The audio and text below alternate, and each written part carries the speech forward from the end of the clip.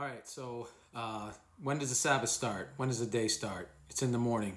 You know, some people want to say it's in the evening, and they'll use the gospel accounts to try to say that. Even though we got Matthew 28 here that says, "In the end of the Sabbath, as it began to dawn towards the first day of the week, came Mary Magdalene, the other Mary, to see the sepulcher." At the end, it's still the Sabbath. Sabbath hasn't ended. It's ending. And it's beginning to dawn on the first day of the week. That's impossible because Sabbath would have ended the night before, the evening before this. It couldn't be Sabbath in the dark, right? As it's approaching the first day of the week. This one's pretty clear here that the sun has not come out yet and it's still Sabbath. Sabbath did not end Saturday evening. And now you have Mark, which appears to possibly have a different description here. I'll read it as it says it and then I'll explain this. "And when the Sabbath was past, Mary Magdalene and Mary, the mother of James and Salome, had bought sweet spices that they might come and anoint him." So that sounded like Sabbath's past in the evening time maybe, and they go out and buy these spices.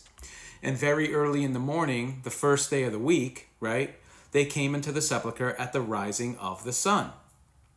So this may appear to some people, and I've seen people use it, that it's saying the Sabbath passed, it's already passed, it's dark outside, and very early in the morning on the first day of the week, it's the first day of the week already.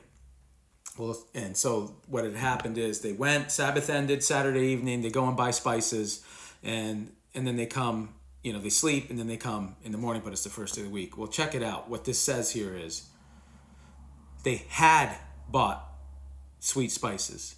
So the true reading of this, because you remember, these things were written years and years after the accounts. People can be talking about something that happened, jump forward, jump back, come back to the thing they're talking about, and that's what happens here.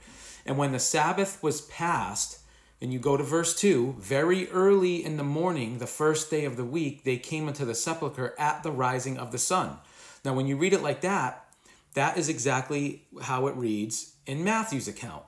Why am I reading it like that? Because what this is telling you is that they showed up at the dawning of the first day of the week, which defines it as the sun was coming up, and they had bought spices. They had already bought them. It's just letting you know they had bought some sweet spices at some point in time and brought them at the rising of the sun, which would be the first day of the week. So yet again, morning to morning, the day is changing here as the sun comes up and dawns on the first day of the week. And it's not telling you that the Sabbath ended, they went and bought spices and then came. No, they had bought spices at some point in time, had bought spices. It's just letting you know some background that they brought these spices they had bought.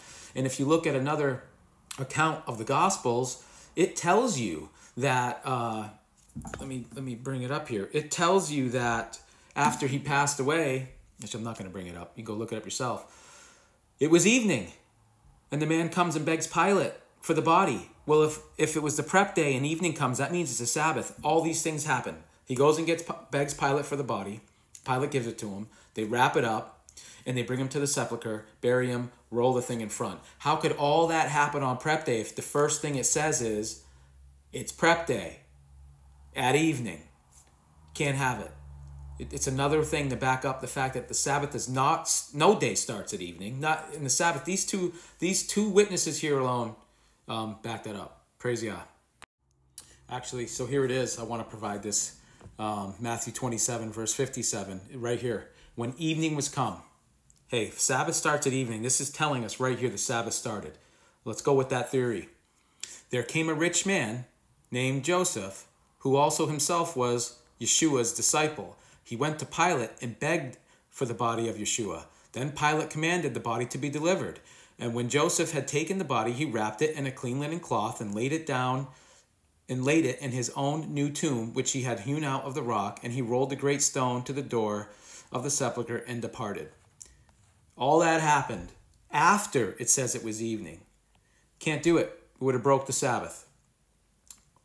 The fact that it says evening comes and he goes and does all this and does all these things with the body, this proves the point that people say they had to get his body off that cross and buried before evening so he wouldn't be out there on the Sabbath. No, it's just, if anyone hangs out until evening, he's cursed. You can go read it in Leviticus, I think, and Deuteronomy mentions it, that anyone hanging on a tree until evening is cursed. It doesn't say because the day ended. It doesn't say anyone hanging on a tree until a new day starts is cursed. It's got something to do with the light part of a day ending and someone being still out there.